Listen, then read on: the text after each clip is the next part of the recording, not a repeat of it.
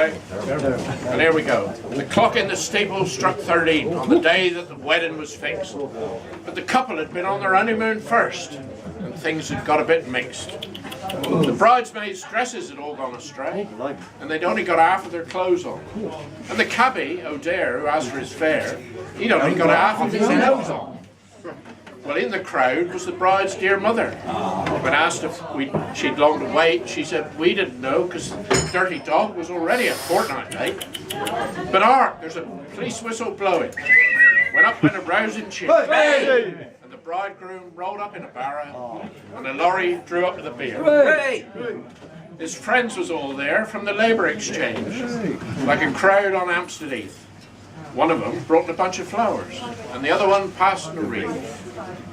Well, he could have been tall and handsome, but he suffered from Dutch disease, and the seat of his pants was so near the ground that his whiskers hung down to his knees. But he hadn't got a stain in his character, except where he'd sat on the mud. He got 2 gold teeth and a wart on his neck that he used for a collar stud. But all eyes were turned on the beautiful bride. Her hair was simply adorning. 'Twas her own, you could tell. And she'd got whiskers as well. But she'd shaved them all off this morning. There was a wedding cake too that came to a few. 'Twas a bread pudding all shot with sultanas. Her lovely bouquet had been pawned for the day. So she carried a bunch of bananas.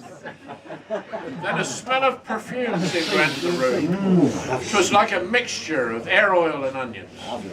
But the bridegroom looked grand.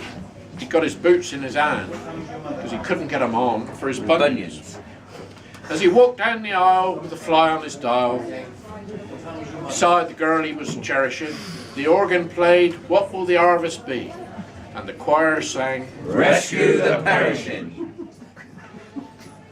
For a moment the silence was stifling. You could have almost heard a pin drop. And outside the door a cornet was playing, a little bit off the top.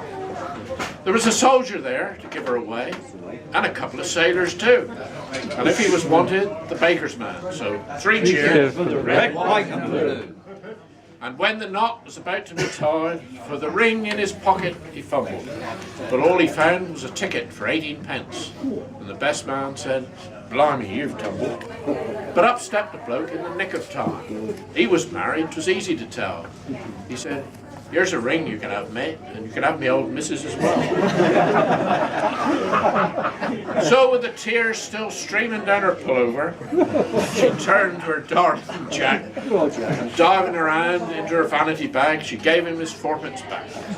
And then, like a woman, she left him. Left him, the man who had staked his life. She left him and went back to her husband, and he went back to his wife.